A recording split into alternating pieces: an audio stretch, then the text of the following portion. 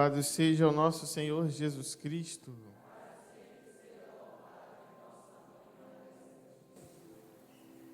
Amados irmãos e irmãs, celebramos o 33º domingo do tempo comum, o penúltimo domingo do ano litúrgico. De hoje a 15 nós já estaremos vivendo o tempo do Advento. E sempre que nós vamos chegando ao final do ano litúrgico, os textos da Sagrada Escritura, da liturgia, vai nos apresentar este fim dos tempos, este mundo que será destruído, a volta do Filho do Homem e o julgamento final. E muitas vezes isso causa um temor, um receio, um medo. A primeira leitura fala sobre uma grande angústia. O Evangelho fala sobre a grande tribulação. Mas o objetivo desta liturgia não é assustar ninguém, mas nos encher de esperança. Os primeiros cristãos, quando ouviam este evangelho que nós estamos ouvindo, onde Jesus fala que o sol vai perder o seu brilho, as estrelas vão cair, a lua não iluminará mais. Veja que nós começamos o evangelho sempre falando naquele tempo. Hoje fala Jesus naqueles dias. Naquele tempo é o passado, naqueles dias é o futuro, posterior ao que Jesus está falando.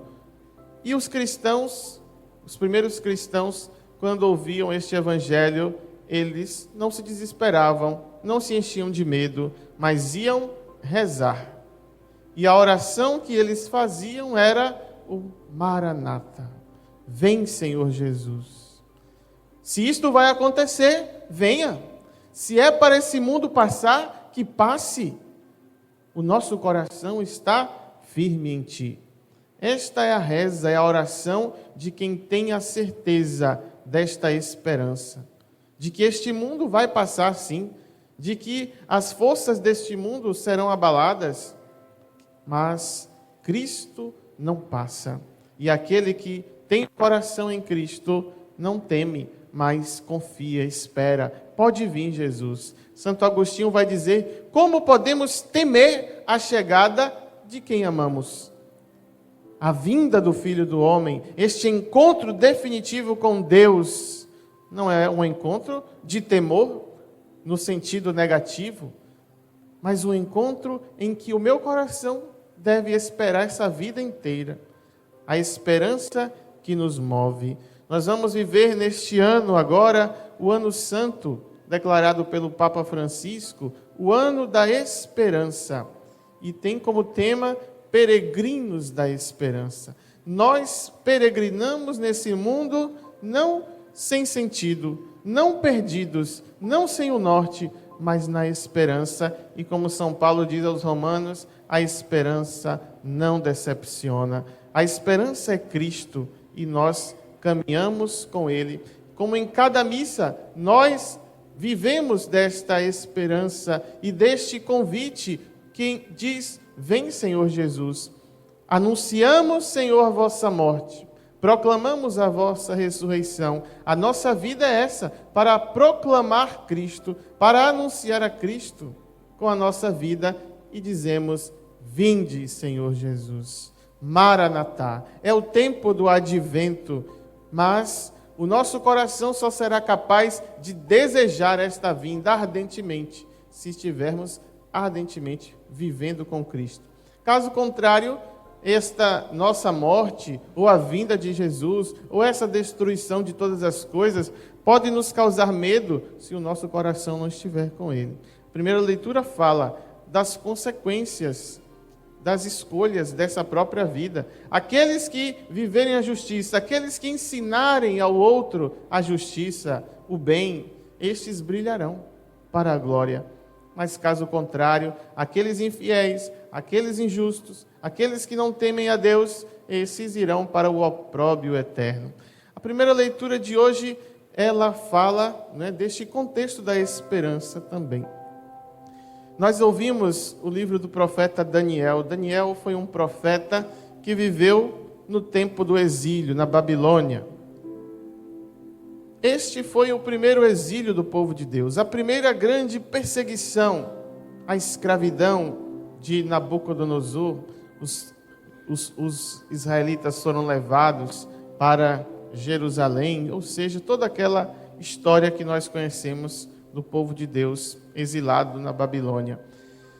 Daniel viveu esse período, esse personagem Daniel, sofrendo nas angústias, nas tribulações, jogado na cova dos leões e tudo mais, como sabemos, mas Deus esteve o tempo inteiro com Daniel, o guardou, o protegeu, o exílio acabou, o povo volta feliz. O povo agora, nesse momento aqui, está vivendo uma outra perseguição, dessa vez pelos gregos.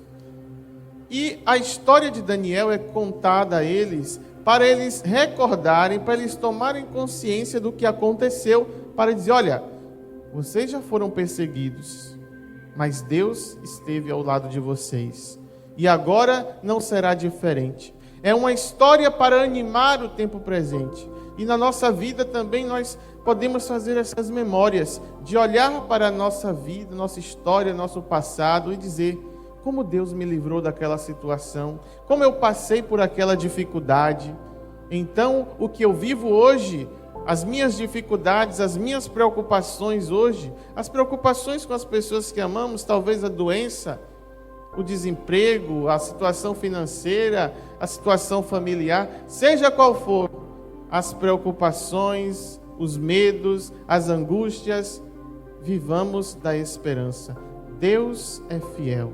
Deus está ao lado daqueles que o respeitam, que o temem, daqueles que se submetem à sua autoridade, à sua vontade. Então, sejamos movidos por esta esperança, por uma esperança que não nos decepciona, ao ponto de que nada nos abale, nada nos assuste, porque temos a certeza de que desejamos Deus, de que desejamos a sua presença e pedimos sempre, vem Senhor Jesus. Aqui agora nós vivemos na Santa Missa este grande ato, esta grande oração e desejo de esperança. A missa é este sinal de esperança, da vinda, do Maranatá, porque nós estamos pedindo e Ele vem. Vem nas espécies do pão e do vinho, vem na palavra, vem no encontro com o irmão. E a segunda leitura hoje da carta aos Hebreus nos fala de Cristo sacerdote, que oferece a sua vida como resgate de uma multidão, para salvar uma multidão. A missa é este sacrifício de Cristo, do qual nós participamos e somos preenchidos, renovados de esperança.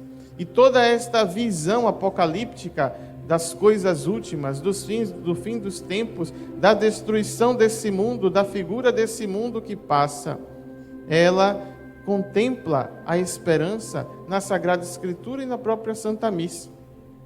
Tem um livro que alguns podem ler, já ter lido, ou quem não leu, é importante, né? A gente lê coisas que edificam a nossa fé, que nos alimentam, que chama-se O Banquete do Cordeiro.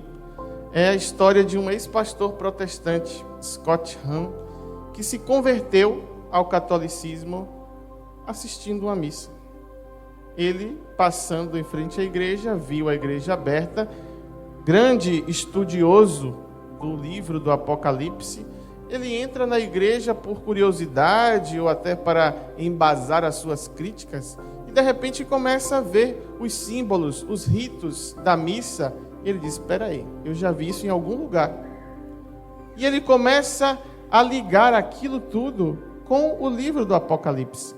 Toda a linguagem figurativa que São João nos traz, né? O cordeiro, o altar, as túnicas brancas, o incenso, as luzes, velas, candelabros, e as próprias palavras da consagração também. Ele diz, espera aí, eu estou aonde? Estou no Apocalipse? Eu estou na Bíblia? E estou na missa? Ele não sabia mais onde ele estava naquele momento. E ele começa a se aprofundar, começa a mergulhar no mistério da Santa Missa, e ele se vê dentro do livro do Apocalipse e ao mesmo tempo dentro da missa, e ali ele se apaixona, não é? Então nós vivemos esta peregrinação desta mesa dos filhos para a mesa do banquete do Cordeiro, que espera a cada um de nós. Que o nosso coração se encha de esperança. Talvez o seu coração hoje possa estar aflito, preocupado, sem um rumo, sem um norte, profissionalmente, não é? Familiar, seja o que for, que nós olhemos com esperança, que é Cristo, esta esperança, a fim de saber, tudo isso passa. Céus e terras passarão, minha palavra não passa. Que a gente abra o coração para esta palavra que é Cristo, para este verbo encarnado que é Cristo, que fecunda em nós o seu amor e nos faz também desejar amá-lo, e por isso nós não temos medo em dizer: vem Jesus, pode vir, o meu coração está pronto para te amar. Ou nos preparemos no advento para dizer: vou me preparar para que o meu coração possa ser um coração digno de te amar. E assim peregrinemos nesta mesa em direção à mesa eterna, onde o Cordeiro imolado espera por cada um de nós. O fim chegará. Ou Jesus volta, não sabemos quando, ou a gente morre a qualquer instante da nossa vida. Mas o importante não é se ele vem e se nós vamos, o importante é como o nosso coração se encontrará neste momento.